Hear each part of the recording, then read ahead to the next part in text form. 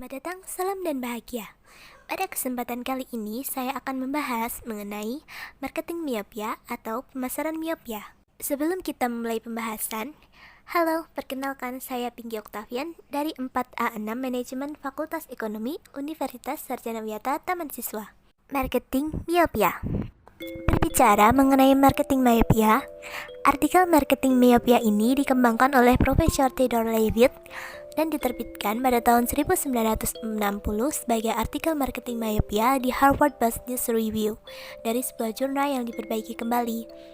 Artikel ini membahas tentang strategi dan juga tentang pemasaran paling berpengaruh selama setengah abad terakhir, bahwa bisnis pada akhirnya akan lebih baik jika mereka berkonsentrasi untuk memenuhi kebutuhan pelanggan daripada menjual. Artikel marketing miopia ini memenangkan Kiyosaki Award pada tahun 1960 yang dikembangkan oleh beliau ini juga masih berlaku hingga saat ini juga. Jadi, apa itu marketing miopia? Diibaratkan sebagai rel kereta api, sebuah perusahaan akan jatuh dalam penurunan tajam karena mereka pikir mereka berada di bisnis kereta api.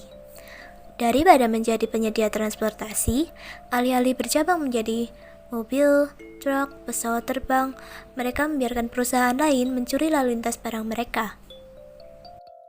Marketing miopia ini dapat diartikan sebagai fokus pada penjualan dan layanan daripada melihat gambaran besar tentang apa yang benar-benar diinginkan konsumen.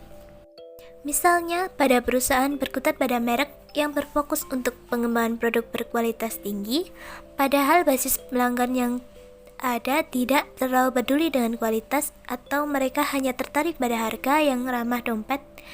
Kondisi ini adalah contoh klasik dari pemasaran miopia.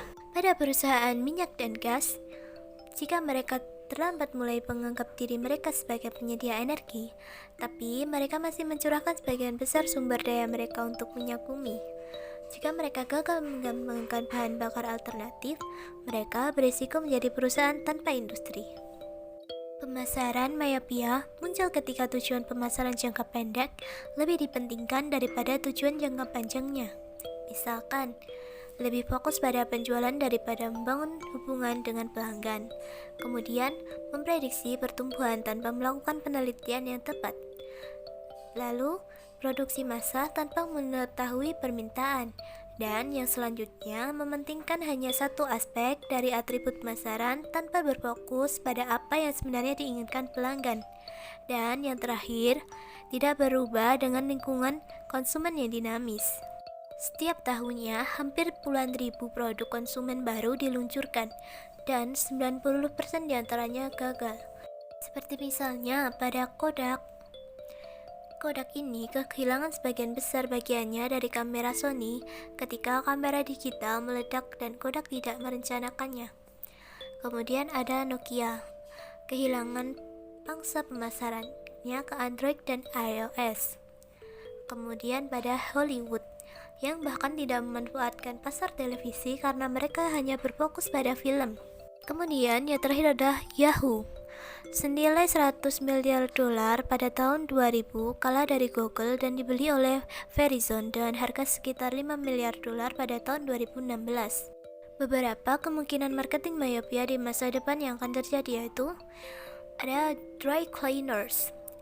Jenis serat dan bahan kimia baru akan mengurangi permintaan akan dry cleaners ini. Kemudian ada toko konvensional, yaitu pergeseran ke gaya hidup digital akan membuat toko konvensional menghilang. Banyak orang lain yang telah membuat dan terus membuat kesalahan yang sama. Organisasi menginvestasikan begitu banyak waktu, energi, dan uang dalam apa yang mereka lakukan saat ini, sehingga mereka buta terhadap masa depan. Mereka terbuai dengan pemikiran bahwa mereka dalam industri yang sedang berkembang.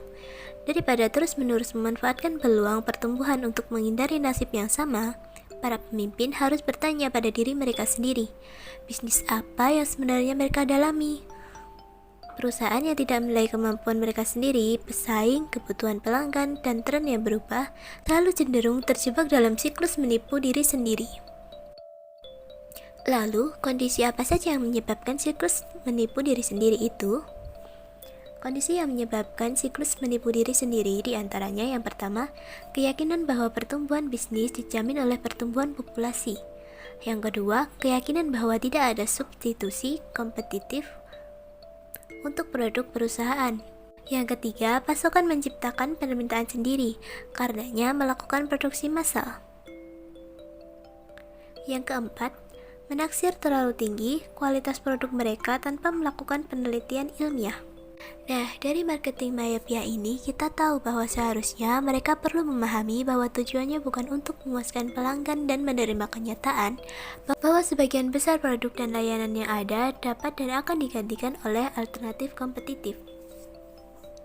Kemudian mereka dapat mengidentifikasi penawaran yang baru yang memenuhi kebutuhan konsumen lebih cepat daripada pesaing yang ada atau potensial. Baik, sampai di sini saja yang dapat saya sampaikan. Hope you enjoy. Terima kasih. Salam dan bahagia.